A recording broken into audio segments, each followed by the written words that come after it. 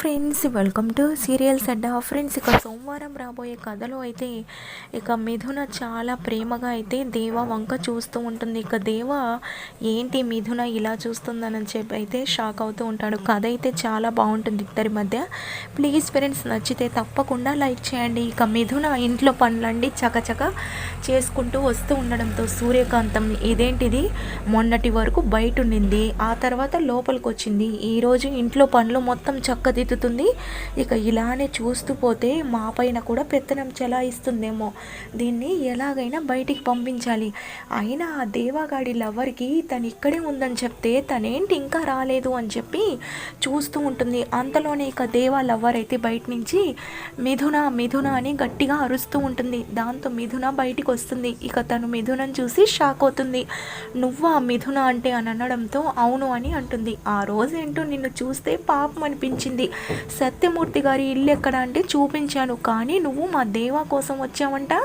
అయినా తనేదో ఆవేశంలో నీ మెల్లో తాడు వేస్తే నువ్వు భార్యగా ఇంట్లోకి వస్తావా? నేనెవరని అనుకుంటున్నావో ఏమో. నేను చిన్నతనం నుంచి దేవా నా భర్తగా భావించి తననే పెళ్లి చేసుకోవాలన్నది నా ఆశయం. నువ్వేంటి ఇలా తన భార్యని అంటే ఇక్కడికి వచ్చావు, వెళ్ళవమ్మా వెళ్ళు అని అంటుండడంతో మిథున నేను ఎవ్వరు చెప్పినా నా అత్తింటిని నా భర్తని వదిలి వెళ్ళను.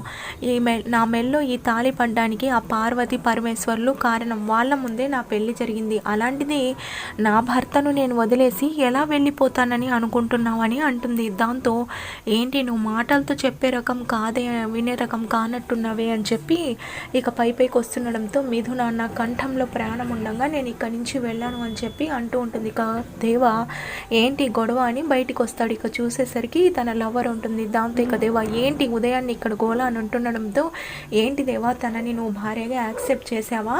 తనని ఇంట్లో నుంచి పంపించకుండా అలానే పెట్టుకున్నావు అని అంటుండడంతో దేవా నేనేం తనని ఇంట్లోకి రామ్మని చెప్పలేదు, తనే ఇక్కడి నుంచి వెళ్ళడం లేదు, అందుకని నేను కూడా సైలెంట్గా ఉన్నానని అంటాడు. దాంతో అంటే సైలెంట్గా ఉన్నావంటే ఏంటని అని అంటుండడంతో ఏంటని అంటే నన్నేం చేయమంటావు, తను ఎవరు చెప్పినా వినడం లేదు అని చెప్పి లోపలికి వెళ్తాడు. దాంతో ఇక మిథున కూడా వెళ్ళడంతో తను అక్కడి నుంచి అయితే బాధపడుతూ వెళ్ళిపోతుంది. ఇక దేవా కూడా ఏంటి సైలెంట్గా ఉన్నాడని చెప్పి ఆ తర్వాత ఇక మిథున వెళ్ళి స్నానం చేసి రండి అని అంటుండడంతో ఏంటి భార్యలాగా ప్రవర్తిస్తున్నావు, అయినా నువ్వు ఇంట్లో ఉంటున్నందుకు సైలెంట్గా ఉన్నానని నా భార్యగా యాక్సెప్ట్ చేసావని అనుకుంటున్నావా ఏంటి?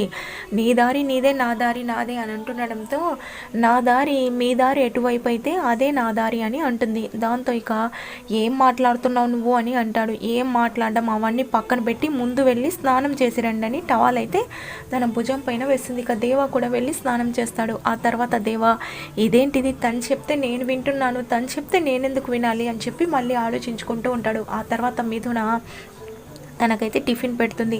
ఇక దేవా ఓహో ఇది చూస్తుంటే ఎక్కడికో వెళ్ళేలా ఉంది, ఏంటి నా భార్యలాగా మొత్తం పనులన్నీ చేస్తున్నావు, ఇంకా నా పనులు ఏం నువ్వు చేయనవసరం లేదు అని అంటుండడంతో మీ పనులు నేను కాక ఇంకెవరు చేస్తారు, మీ భార్యను కాబట్టి మీ పనులు చేయాల్సినంత హక్కు నాకే ఉంది అని అంటుండడంతో నువ్వు చాలా ఎక్కువ చేస్తున్నావు అని నీకు అనిపించడం లేదా అని అంటాడు. నేనేం ఎక్కువ చేస్తున్నాను, భార్యగా ఏమేం పనులు చేయాలో అవే చేస్తున్నానని అంటుంది. దాంతో దేవా ఇదేదో ముదిరేటట్టే ఉంది, ఉదయాన్నే నిద్రపోతుంటే నా పైన నీళ్లు చల్లి లేపావు, ఇప్పుడేంటంటే స్నానం చేసి రండి టిఫిన్ చేయండి అని చెప్పి చేస్తున్నావు. నాకు ఇలాంటివన్నీ ఏమి ఇష్టం ఉండవు, నా జీవితంలో అసలు పెళ్ళి అనేదే లేదు, అసలు నేను ఆ ఆవేశంలో నీ మెల్లో ఆ తాలిబొట్టు వేశాను, అసలు దాన్ని నేను పెళ్ళే అనుకోవడం లేదు, నిన్ను భార్యగా ఎలా యాక్సెప్ట్ చేస్తానని అంటుండడంతో మీరు యాక్సెప్ట్ చేసినా చేయకపోయినా నేను మాత్రం మిమ్మల్ని భర్తగా నమ్మాను, మీతో నా కంఠంలో ప్రాణం ఉన్నంత వరకు ఉంటాను, ఇక్కడే మీతో పాటే చేస్తాను అని చెప్పి అంటుంది. దాంతో ఇక దేవా షాక్ అవుతాడు. ఇక మిథున చూసింది చాలు కానీ టిఫిన్ చేయండి అని అంటుండడంతో ఇక సైలెంట్గా టిఫిన్ తిని ఇక షెట్కి అయితే వెళ్ళిపోతాడు. ఆ తర్వాత ఇక దేవా వాళ్ళమ్మ ఇదంతా గమనిస్తూ మిథున దగ్గరికి వెళ్ళి అమ్మ మిథున నీ రాకతో నాన్న మా దేవా మారాలమ్మ, నిజానికి నా కొడుకు చాలా మంచివాడు, ఆవేశం ఎక్కువ, తను అన్ని మంచి పనులే చేస్తాడు, కానీ ఆ మంచి ఎవరికి కనిపించదు, తను దుడుసుగా మాట్లాడడమే కనిపిస్తుంది, నువ్వే ఎలాగైనా నా కొడుకుని మార్చుకోవాలని అంటుండడంతో తప్పకుండా అత్తయ్య ఇప్పటి నుంచి నా బాధ్యత తను, నా భర్తని మార్చుకునే బాధ్యత నాదే కదా అని అంటుంది. దాంతో ఇక వాళ్ళ అమ్మ చాలా హ్యాపీగా ఫీల్ అవుతూ ఉంటుంది. ఈ అమ్మాయి నిజంగా నా కొడుకుకి భార్యగా రావడం అదృష్టమని. ఆ తర్వాత షెడ్కి వెళ్ళాక షెడ్లో పిల్లలు కూడా ఆట పట్టిస్తూ, ఏంటన్నా ఇంటికి వెళ్ళిన వాడివి ఉదయం తిరిగి వచ్చావు, ఏంటి నువ్వు కూడా వదినని నీ భార్యగా యాక్సెప్ట్ చేసావా అని ఆట పట్టిస్తూ అయితే